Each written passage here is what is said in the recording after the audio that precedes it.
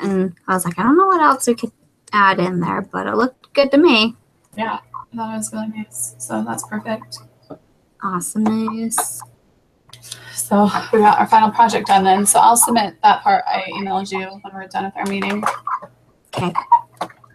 Awesome. And then I'll go in and submit the PowerPoint too. Okay, perfect. Yep. Okay, well, I guess we could take our quiz. Yes. It took me forever to answer all these questions. I don't know about you. Yeah, I had a hard time on a few of them, trying to go back and remember. Yeah. But which was good. It was a good review because I feel like the last couple of reviews haven't been good at like reviewing everything. yeah, so it was kind of nice to have because a lot of this stuff I totally forgot. Yeah, and that's my goal in that over the weekend, and that probably starting maybe tomorrow if I can. I'm going to be doing some hardcore studying. Yeah, I'm definitely going to need to do that too. All right, are you ready? I'm ready. Okay, so which of the following variables is or are quantitative? So I said telephone. Oh, no, wait, sorry. Telephone is categorical. I said number of people in a randomly selected classroom.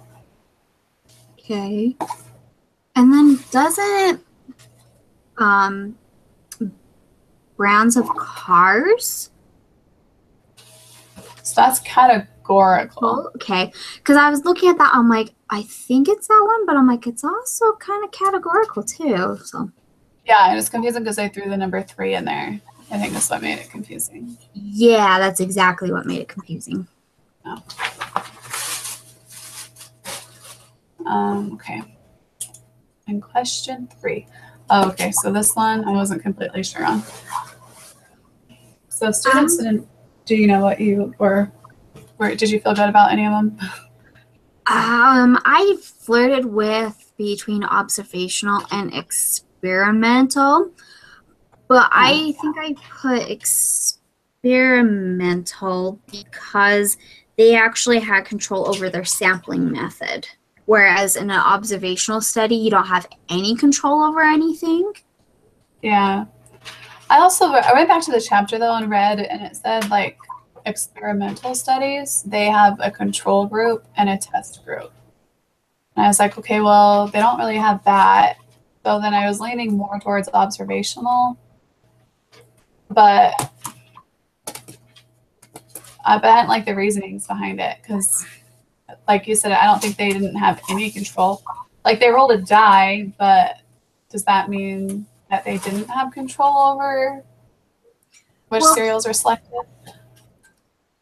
Yeah, they don't have control over necessarily that, just because my thinking is because they rolled the dice, they can only pick X amount of cereals. And so you can't be like, hey, well, I want this one, I want that one. And that it's totally a random chance on which one you get. But they had control over the method they used. Right.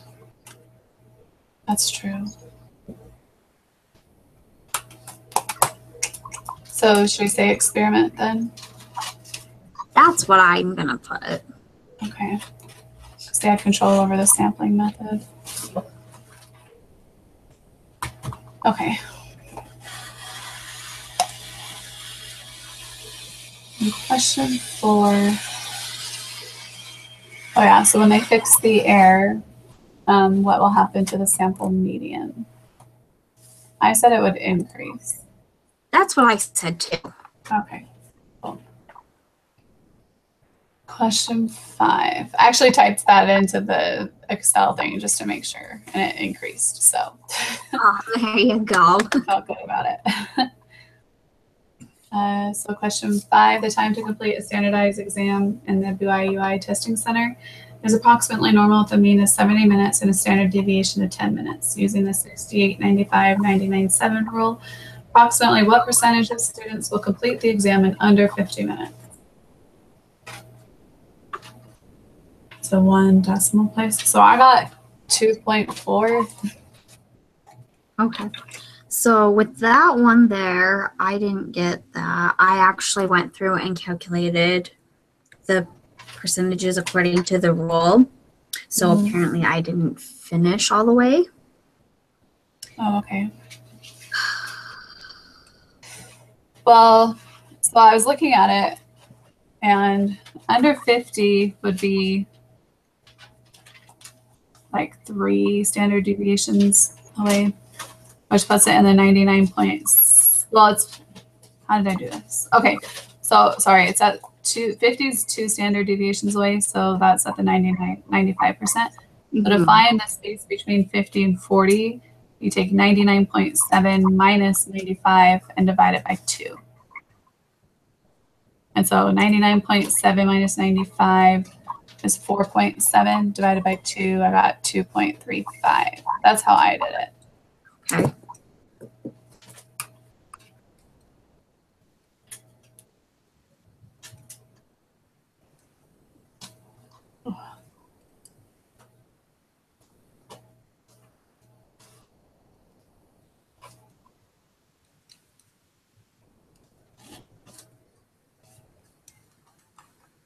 Yeah, that's what I'm getting to when I do it that way. Okay. Do you think that's right though? That's the right way to do it? Yeah. Because yeah, you're right. It is only 2 standard deviations, so you'd minus those 2 and divide it by 2. That sounds right. Okay.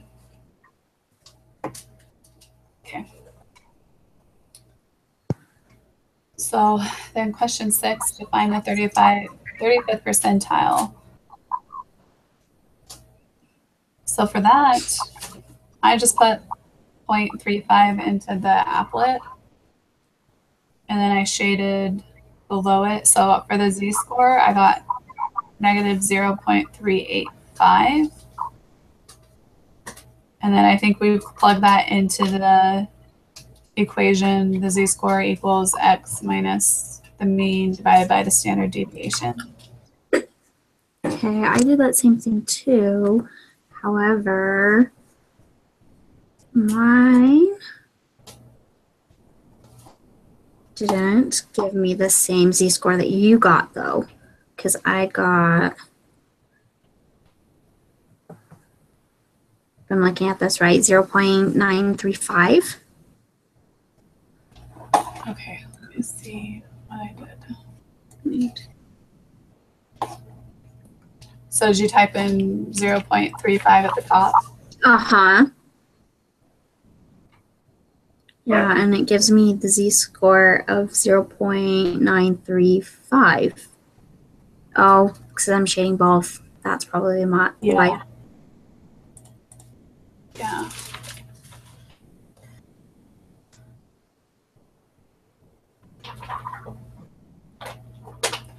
It kind of confused me too because I thought we had to shade 2 of the sections, but I think you only shade the one on the left. Yeah, see, that's what I always was confused on, is the shading aspect. I could put in the number not correctly. Yeah. Well, I noticed when I would shade more than one, the area changed, and so that's what made me think it wasn't right. Uh-huh. And so just make sure the area stays as the same. Okay. So then, yeah, I do get the 0.385. Okay. And then when I solved for x, I got 146.773. Okay. So, Which putting it to 1 decimal place, 146.8.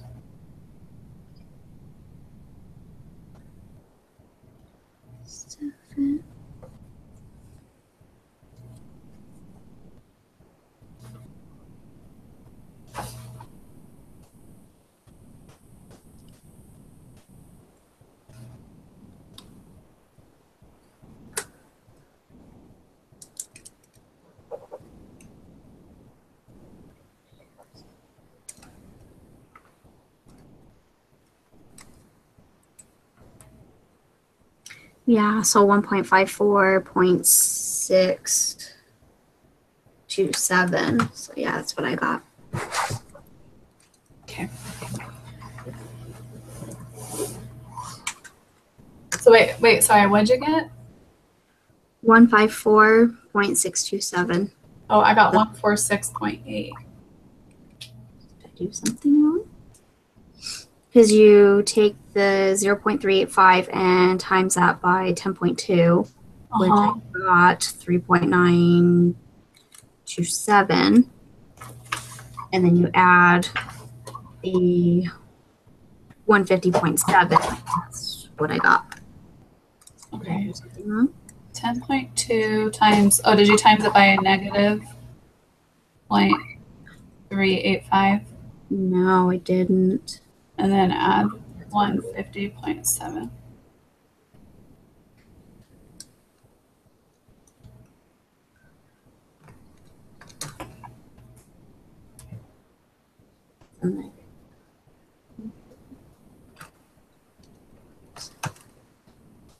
Yep. So we go 146.773 before rounding. Perfect. Yep, that's what I got.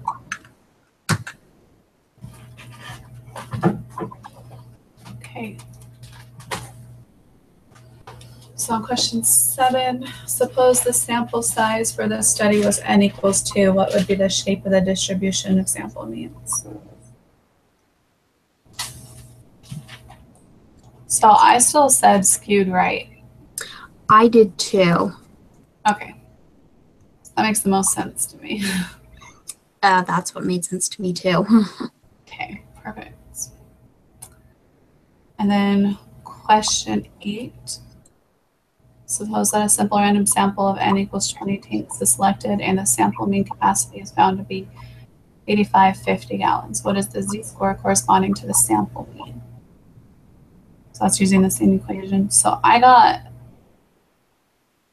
0.5, but it didn't seem right to me. What did you get?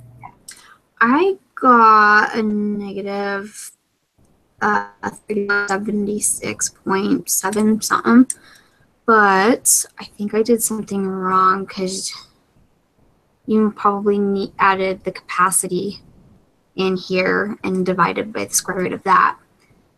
See, and I had missed that when I went through. Oh, what formula are you using? Because I just used the z-score formula, which I didn't think was right. Which one are you using? The formula that I used was the z-score equals our x minus the mu divided by your standard deviation, and then divided that by the square root of, I think it's your sample size. Oh, yes, divide it by the square root of the sample size. That's what I didn't do. Thank you. Yep. Okay, so divide it by the square root of 20. Okay.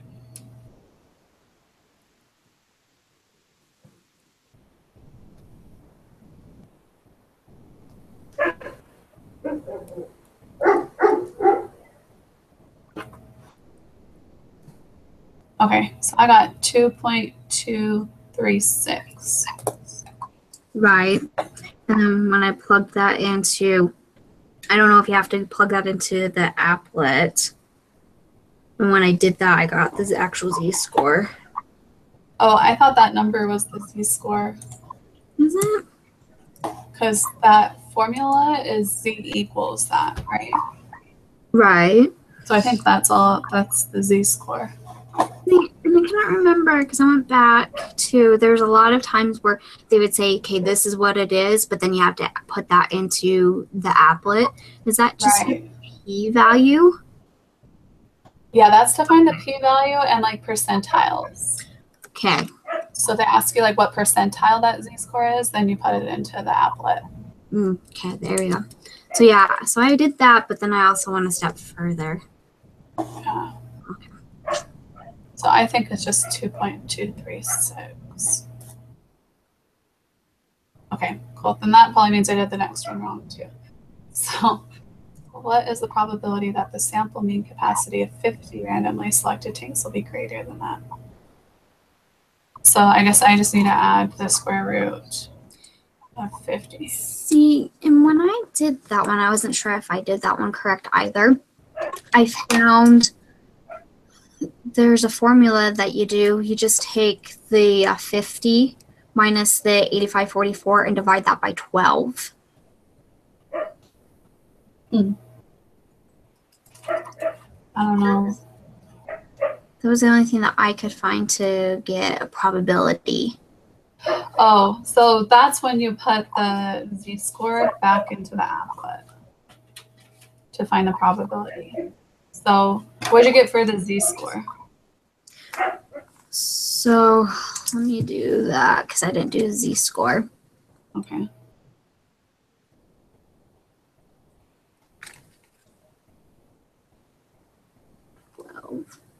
Right.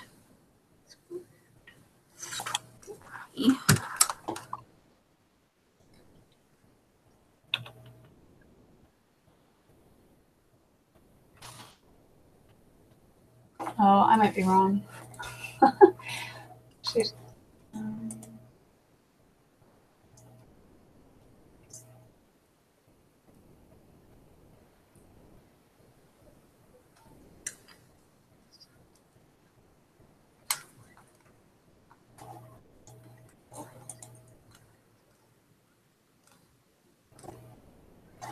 so when I do this, I'm getting the z-score equals a negative 158.276. Okay, what formula did you use for that one? So I Did used you do the same one from question 8? But instead of using the 20 as we did for the x, I put 50 instead. Okay, because I did that and I got something way different. So let me look. So did you do 8550 minus 8540 divided by 12 divided by the square root of 50? No, I did 50 minus 8544. Oh, you have 50 minus 85. I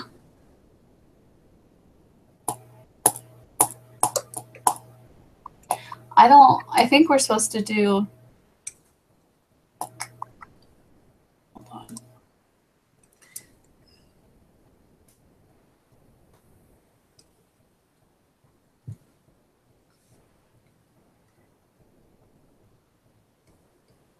What is the probability of the sample?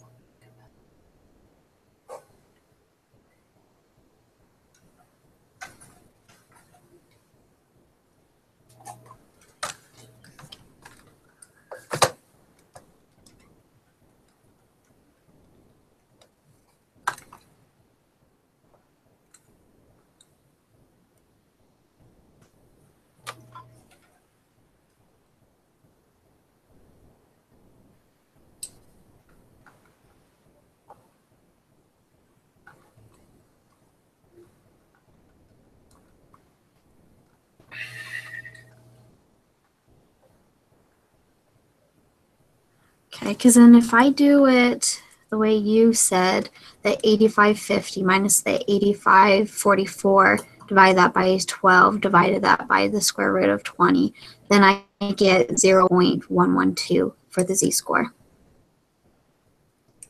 Okay. Just 1 second.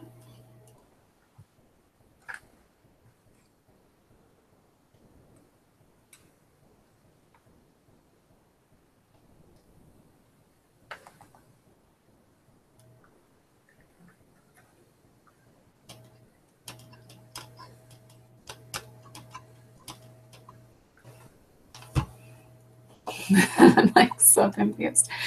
So if we use the same formula as one we used for question 8, but we change it to 50.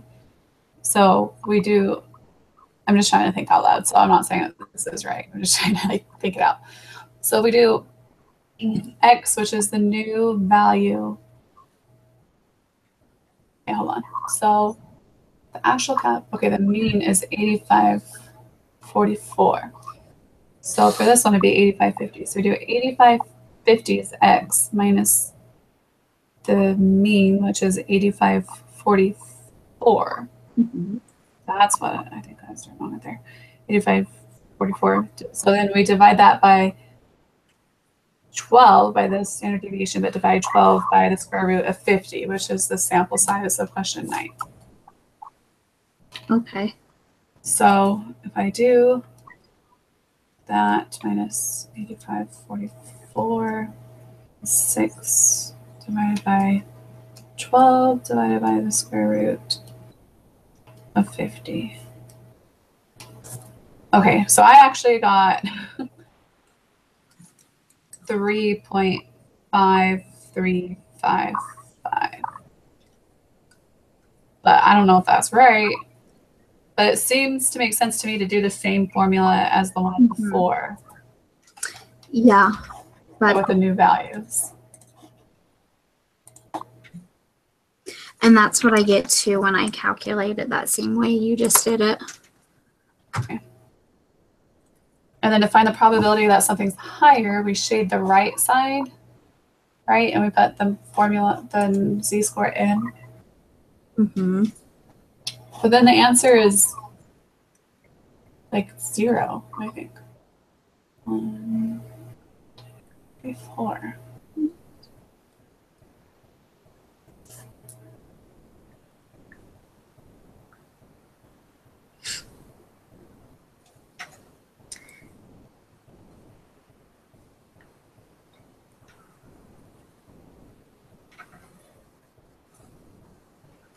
Yeah, because that's 0.00020389.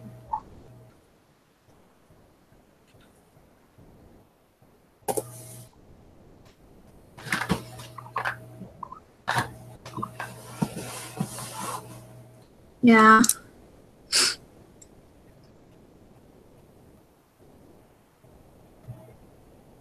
I don't know. Do you think this is the right way to do it? I mean,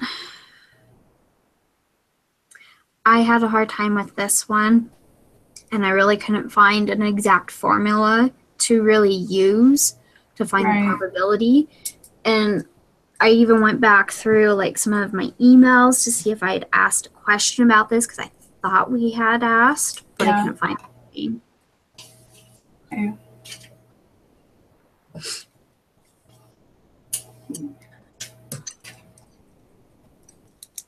Well, let me think this one again.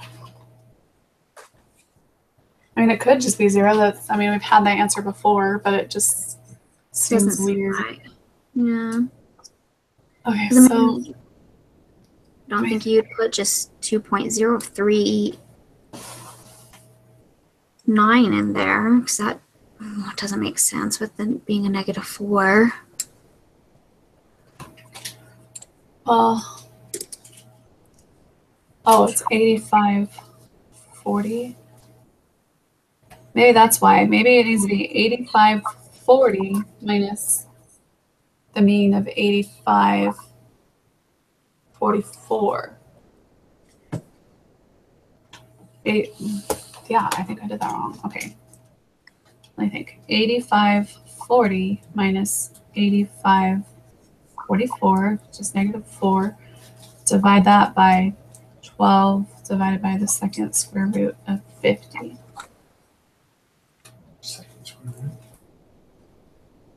So then that z-score -2.357.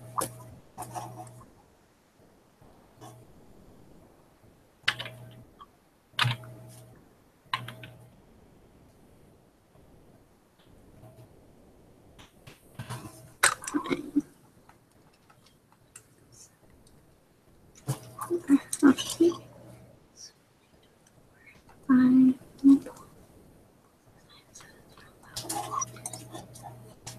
Which then gives me 0.991.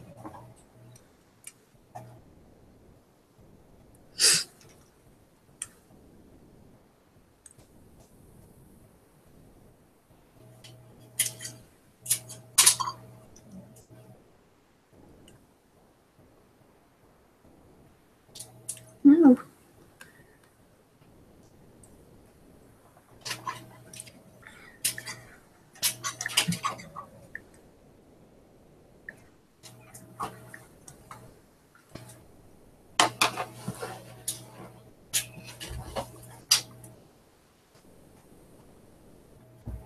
Yeah. That's what I got too. You got that too? Uh-huh. Okay. I think I'm just going to go with that. That's painful. I don't know if that's going to be right or not, but Guess we'll find out. yeah, we'll see. Okay. We're on question 10. Okay. Which one of the following best describes the notion of the significance level of a hypothesis test? So I said the first one.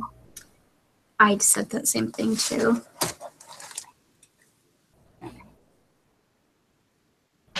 And then question 11, which of the following explanations describes the correct way to interpret the 95% confidence interval?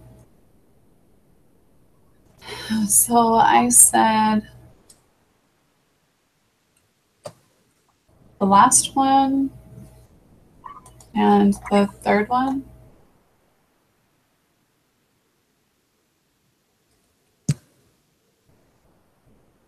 Yes. Yeah, you too. Mhm. Okay. And then question 12, are the requirements for the use of a confidence interval met?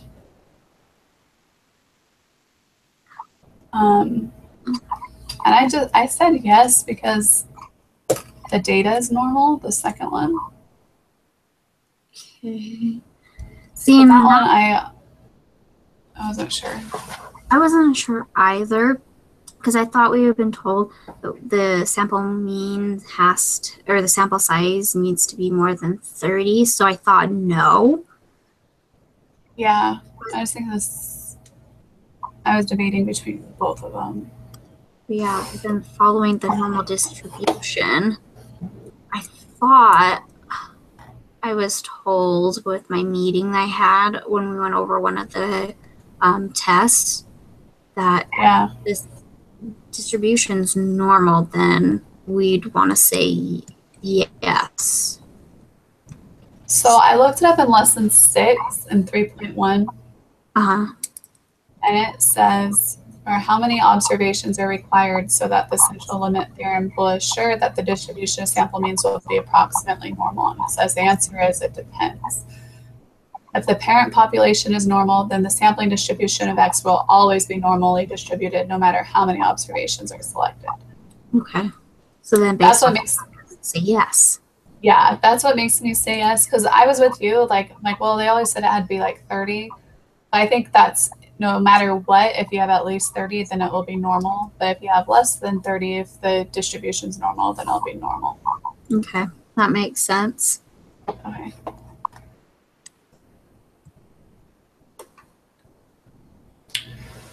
Okay, then question 13. What is the p-value for this test? Got 0.981. See, and I got 0.231. What Okay, did I do to get that? let's look that up. Which test did you use?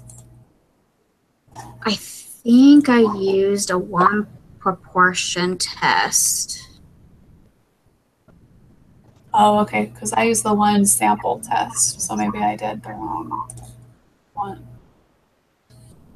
The rates of return, okay.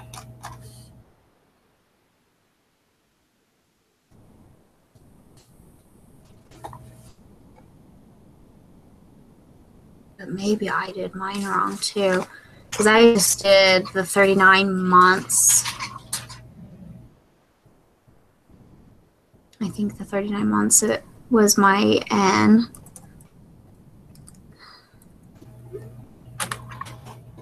And then I used the 0.95, I think, as my X.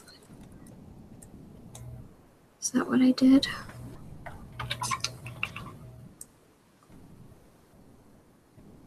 So I just like took all of the data Mm-hmm. and put it. Yeah, put it in the one sample t-test. Let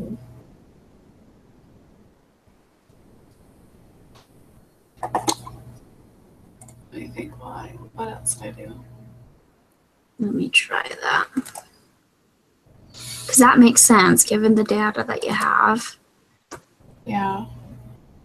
But now I'm kind of second guessing that too because it says the panel compared a sample of 39 months with the average of that for the same period in order to determine whether there was a substantial decrease. Conduct a hypothesis test to determine if the investor's portfolio performed significantly worse than the performance. So I think it's a less than test? Yes. Okay. Then my p-value was different. I guess I got 0.0194 or 3, I guess. Okay. But, so I got 0.019. Okay, so when I put this in, did you do any type of changing with the confidence interval or that null hypothesis? Yeah, so for the null hypothesis, 0.05? Yeah, 0.95, is that what you said? Uh-huh. Yeah. Okay. See, I'm not always unsure what you put in for the null hypothesis there. So yeah, when I change that, then yeah, I get the 0.0193 before you round up. Okay. Yeah, I think that looks good. Okay.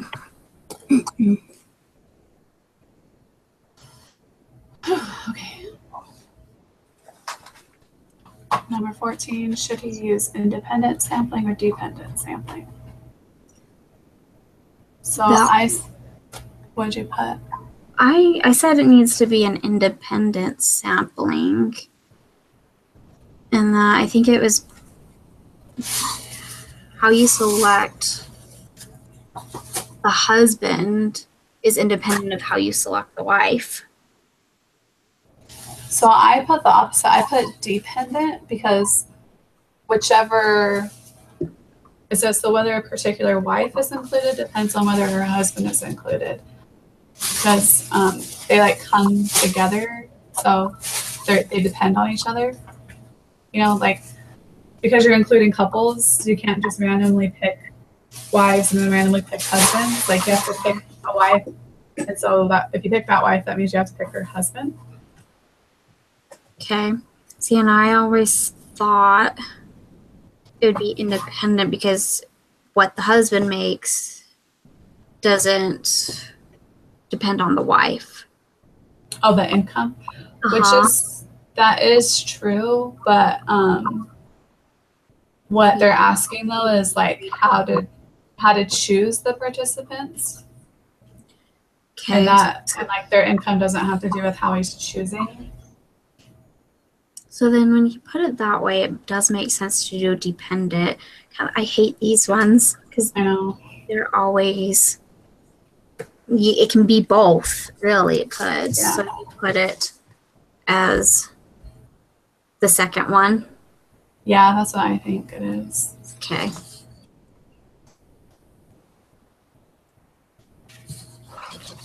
Okay, so question 15, what is the p-value for this test?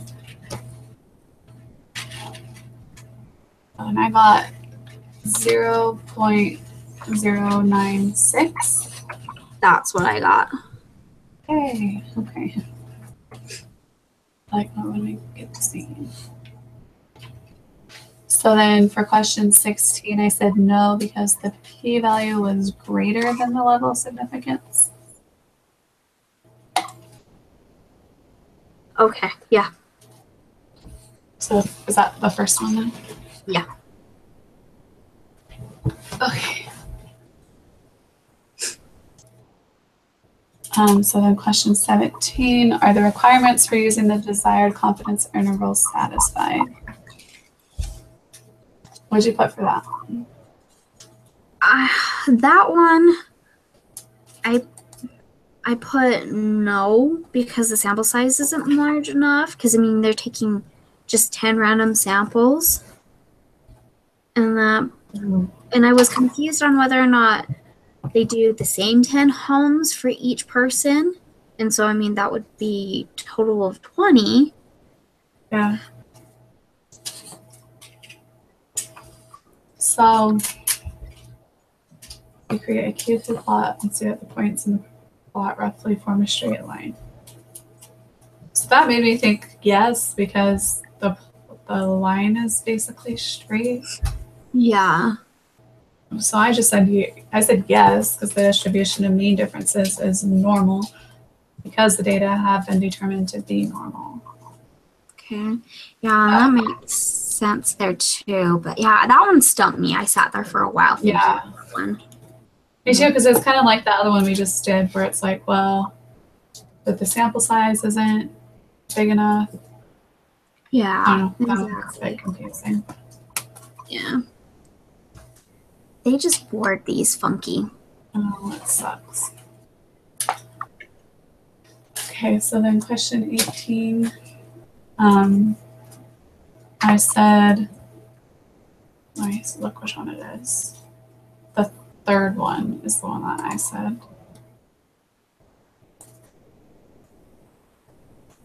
Okay. And yeah, I was flirting between either the first one or the third one. Okay. Which, let me think. Now, suppose the company, the previous question wants to use it. Oh, yeah. So I said because it was the independent, because they're independent of each other. That's what made me choose that one, because then I looked back on my notes. And when we compare two things that are independent, then, oh no, wait, actually, sorry, they're dependent, right? They're paired. Yeah, the paired hypothesis, and that gave me that. But then I thought, well, if you take the two datas, then it would be the first one. But I was like, I think it might be the third one. Okay, yeah, I think it's the third one. Okay, so then question 19. Oh, I was debating between two of these. So I said that 95% of all 95% confidence intervals actually contain the true mean, or 95% of the sample means are between that. I think it's the 95% of the sample means are between the -2.346 and the 8.775. Okay. Just because they're giving you the two means, I think we have to use those in it. That's what I was thinking. But it's hard because it's like both of those answers have been correct in these kinds of questions before. And that's what confuses me. It's like, well, aren't those both accurate? Right. So should we say the last one then? That's what I'm going to put. Okay.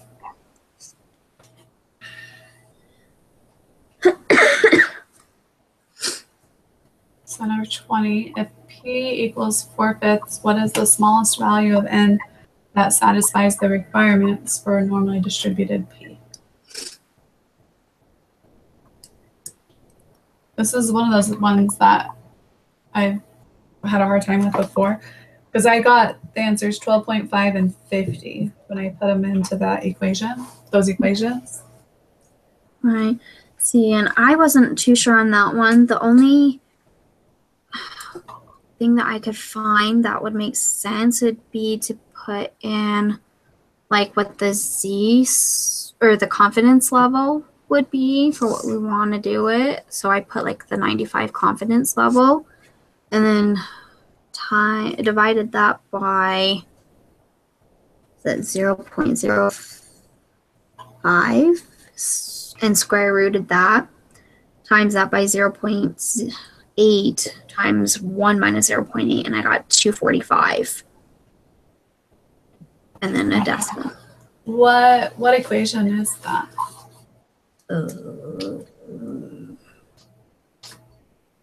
You had to ask.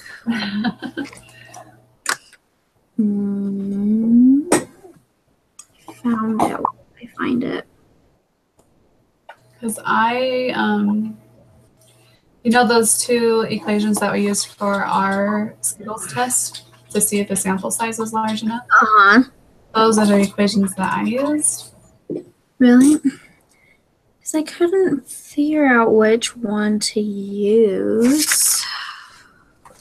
Did I use one of these?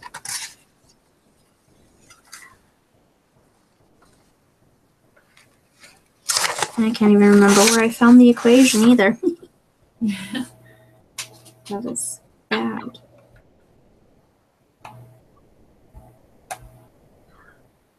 You know, it might have been one of the, oh, here it is. It was the sample size formula.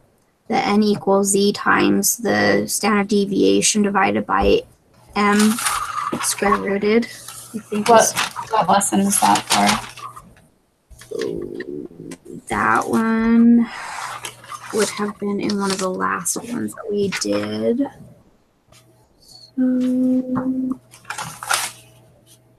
Okay.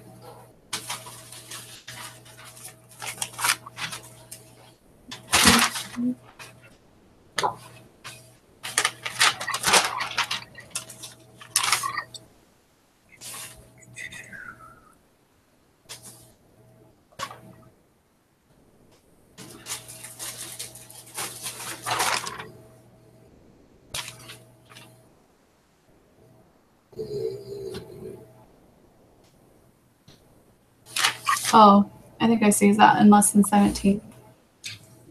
Yes, I just found it. Okay, I see what you're doing there. So you do the n equals z. So did you do the n equals z divided by 2m squared? Uh-huh. Okay. And then times that by p times 1 minus p is what I did. What is z again? Oh, because it's 95%, you said. Yeah. Okay, let me see.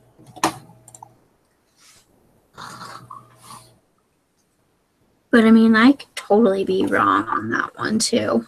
Well, I mean, I don't necessarily think what I did was completely accurate. I just remember doing that before. Okay, so you did 1.960 divided by 2.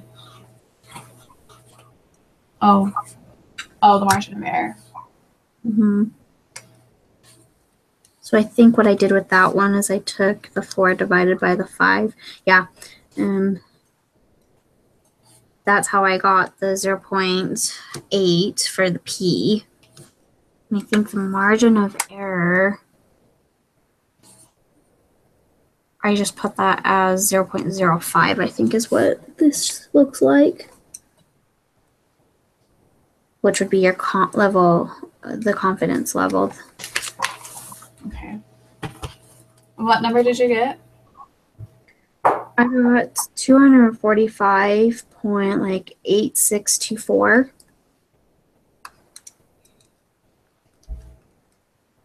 Okay. Because I remember doing like these questions on a quiz before, and we did the NP is greater than or equal to 10, and n times 1 minus p is greater than or equal to 10, and we solve for n. Uh-huh. But I don't know. Because it says to do that equation if you don't know what p is. Mm-hmm. But we know what p is. P is 44/5. So that was what makes me feel like we should do the other way. Okay, so what did you put as your n then? So that's what we're solving for, is we're solving for n. Okay, so n times that by your 4/5, which would be 0.8. Mm-hmm.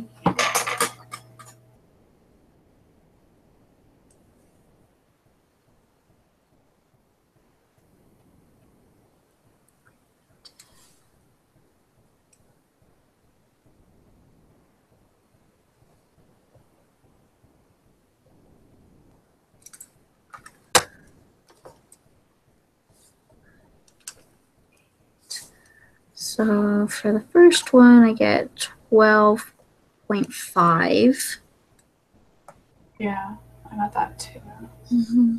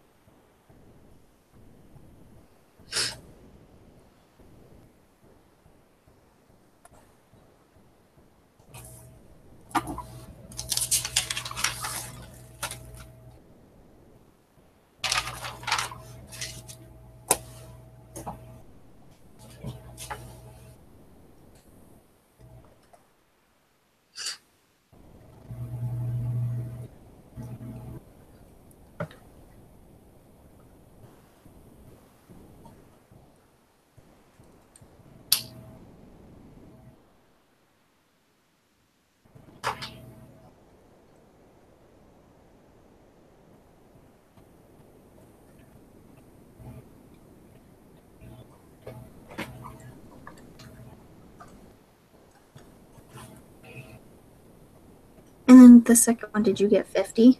Yeah. But I don't know which one to choose between those two.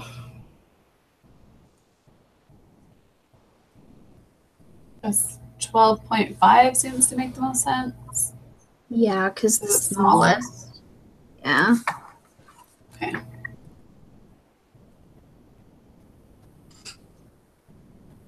Okay. So just put 12.5.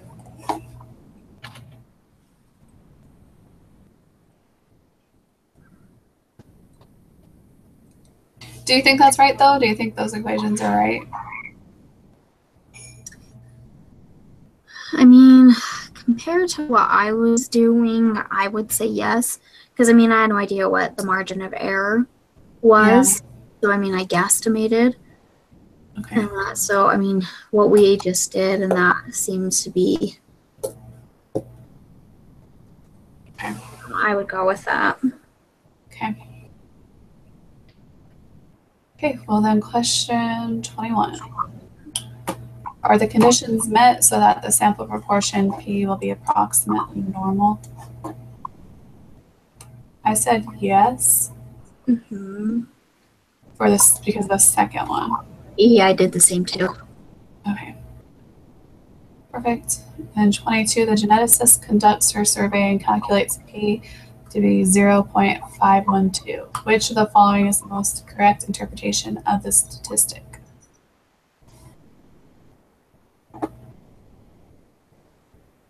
That one, I said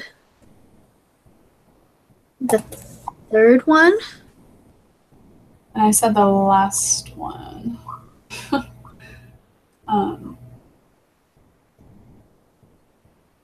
And I was flirting between those two, but I said the third one because it mentioned male chromosomes. Yeah, the last one says male chromosome 2. With the, and then the test used with the dogs. I don't know. I mean, to me, they both seem right. They just have one word missing. Yeah, so it's saying either in the sample, that number represents the sample, or that number represents all dogs' testes. Yeah. Which I think it only represents the sample. Okay. Because the P with the hat is a sample statistic, I think. Let's see. I wrote it down somewhere.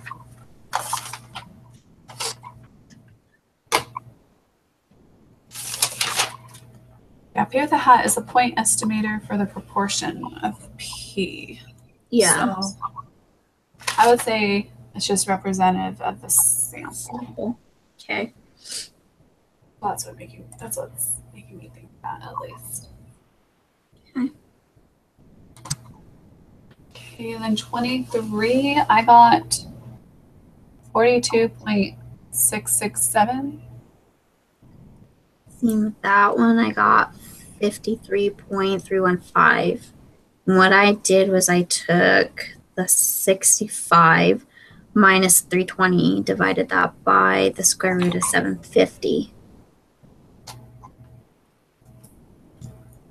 Sorry, tell me the equation again. 75 minus 320, divide that by the square root of 750. Square root of 750. And I wasn't 100% sure if I did that one correct or not. What's the actual equation? Like, what do those stand for? So do you remember what lesson that's from? What I took that as is your x minus like the mu, and then divide that by like the sample size, square root of the sample size. Okay, square root of the sample size. So let me read this again. 45% of adults over 65 suffer from one or more of the conditions considered in this study. Calculate the probability that fewer than 320 out of the n equals 750 adults. Wait, sorry, 1 second. You're fine.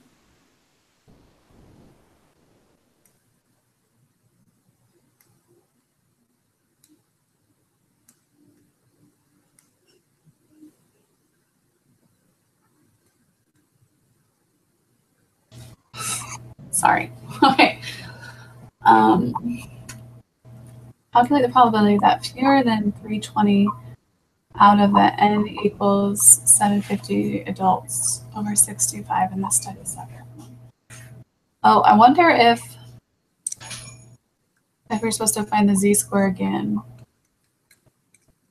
Calculate the probability. I think we're supposed to find the z-score again, actually. Okay, so then.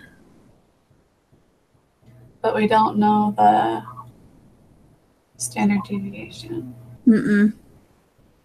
So, how do we do that?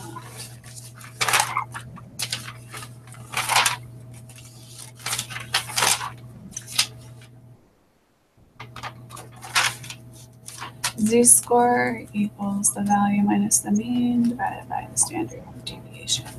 Which I don't know.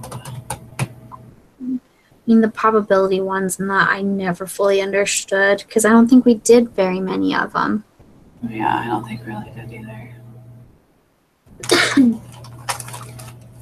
Well, if we do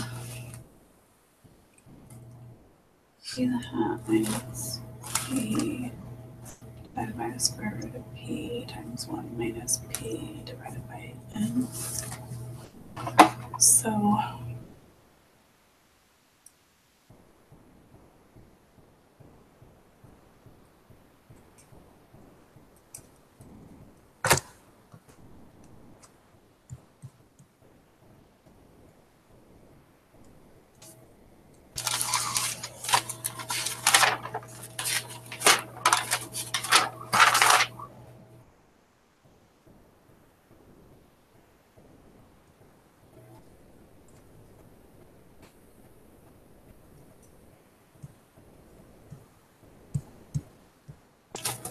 I have no idea. Yeah. What was the answer you got again? I got 53.315. 315.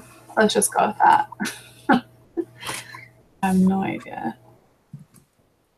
3.315. Because you did 75 minus 320 over the square root of 750. Uh-huh. Okay.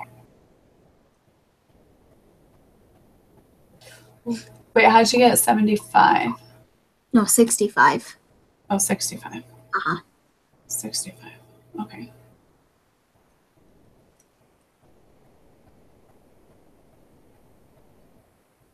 Okay.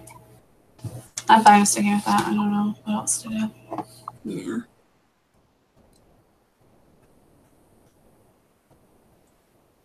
Okay. Suppose you're testing all these are to right. Which of the following is the p-value? That one I got the third one. Me too. Question 25. I said any n will do. Okay, yep. that what you got? Mm-hmm. Okay. 26, I got no. Because in at least one case that is less than 10. Okay. Because I thought I added them up and they were both greater than 10. So for each one, there are 2 equations to do. Right? So for 3 of them, I got higher than 10, and then the 4th one, I got 8.96. Because I did 56 times 1 minus 0.84, Uh-huh.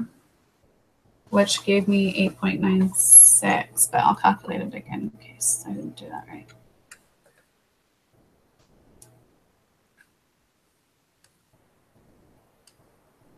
Yeah, I got 8.96. Okay, so I probably did that wrong then.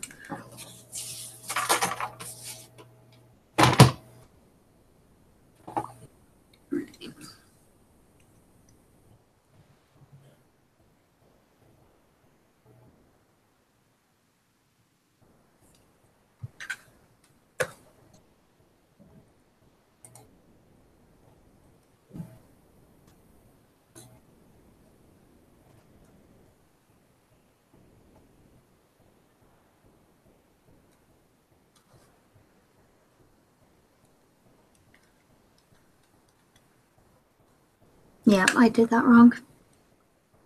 Okay. So yeah. Okay. And then for 27, what is the correct alternative hypothesis? I said the second one. I did too. Okay. Then 28, I said his actual weight loss was 5 pounds higher than his predicted weight loss. The second one.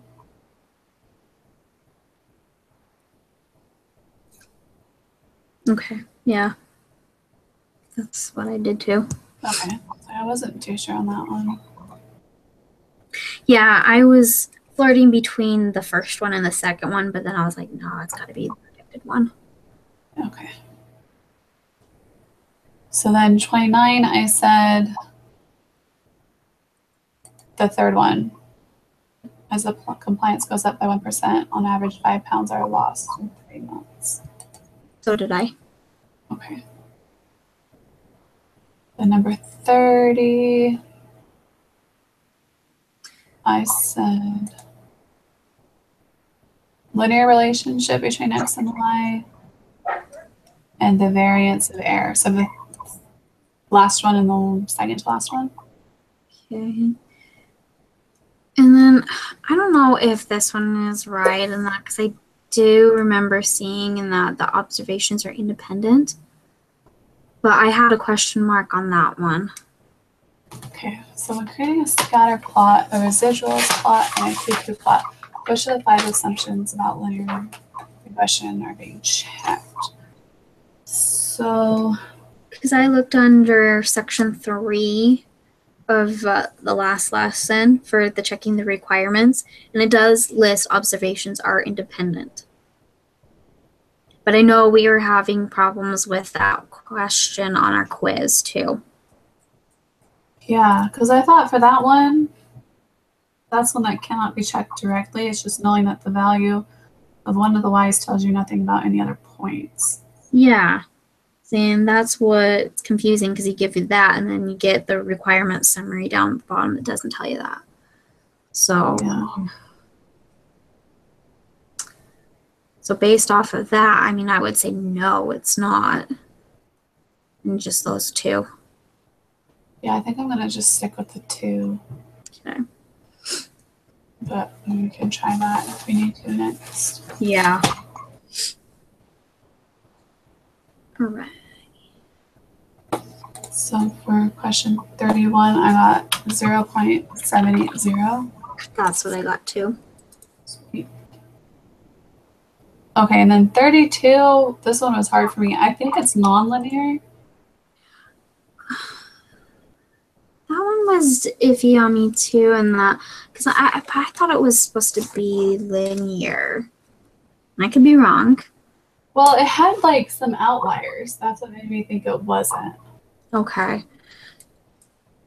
But I don't know, because it was like I drew it just so I can remember what it looked like, and it's kind of a bad drawing, but I'll show you.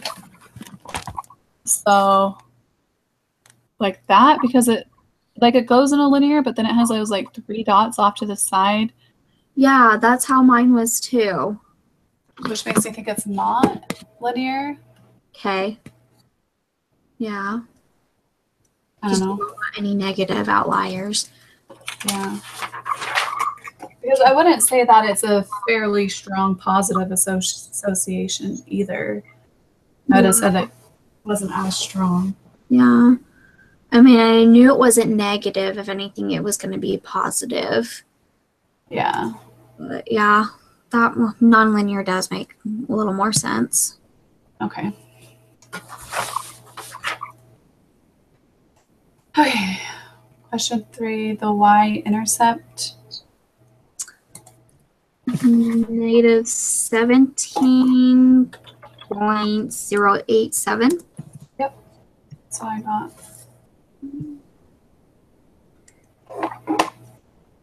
Slope 0.972. That's what I got. Okay. Question 35, predict. Oh, yeah. I got 177.307. Okay. See, and I did mine like an actual confidence interval. So I got the 0.804 and the 1.140. So I thought for that one, if you just type $200 into that one cell, then it gives you the number. Okay.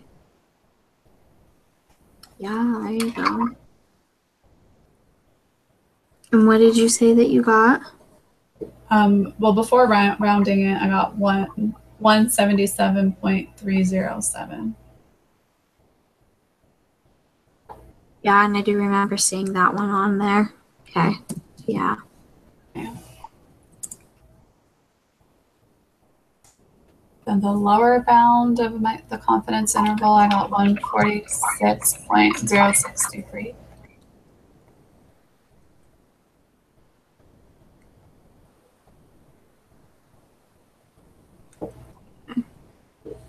Yeah. Yeah. Mm-hmm. And the upper bound, I got 208.551. Mm-hmm.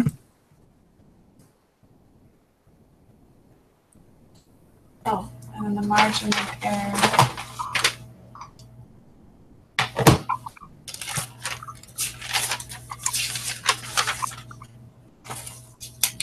Which I'm pretty sure is not just the upper bound times lower bound divided by 2. Yeah, it's the upper confidence level minus the lower divided by 2.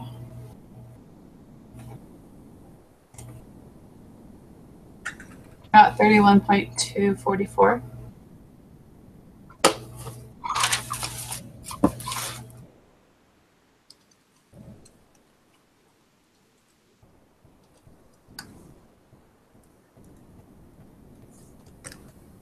Yeah, that's what I have. Okay.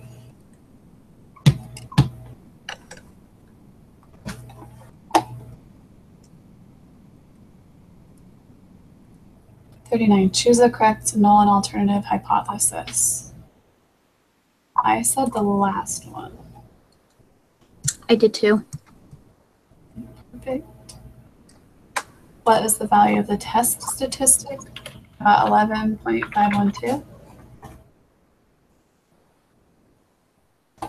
Yeah.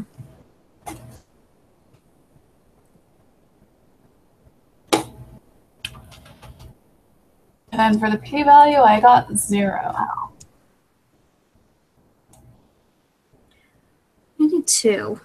Oh god, okay.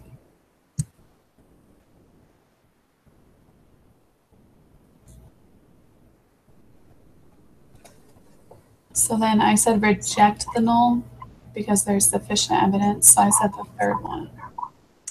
Yeah, I did too. Okay. Oh, and these last ones are never fun for me. So Me neither. the first one I said one sample t-test.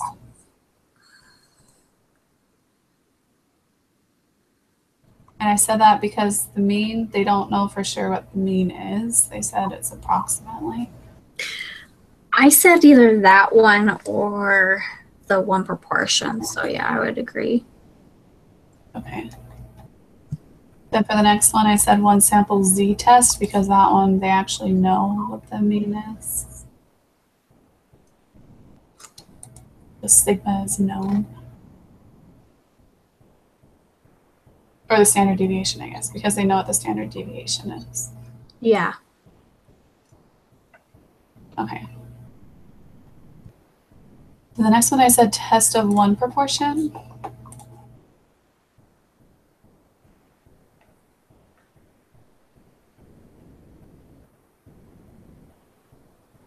I said the same thing.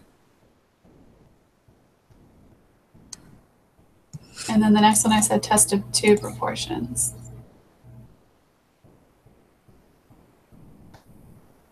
Uh-huh.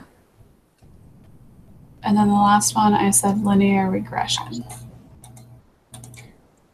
I said linear regression on that last one too. Okay, perfect. I'm gonna submit it. See what the advantage is.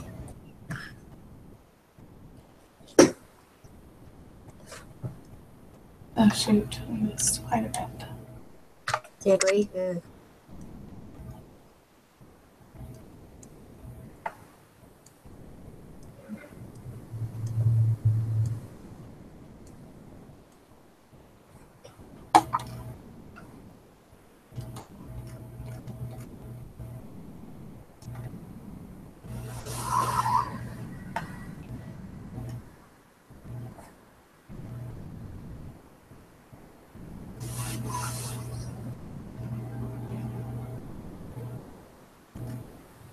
Okay. Well, I have another meeting I have to get to, so I can't. I'm sorry, I can't go over everything. No, you're But- fine. Oh, what the heck? Why did we miss all of those?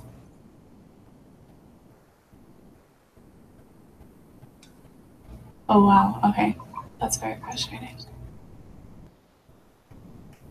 Yeah, I'm going to have to go over this later. Yeah, I kind of feel the same way.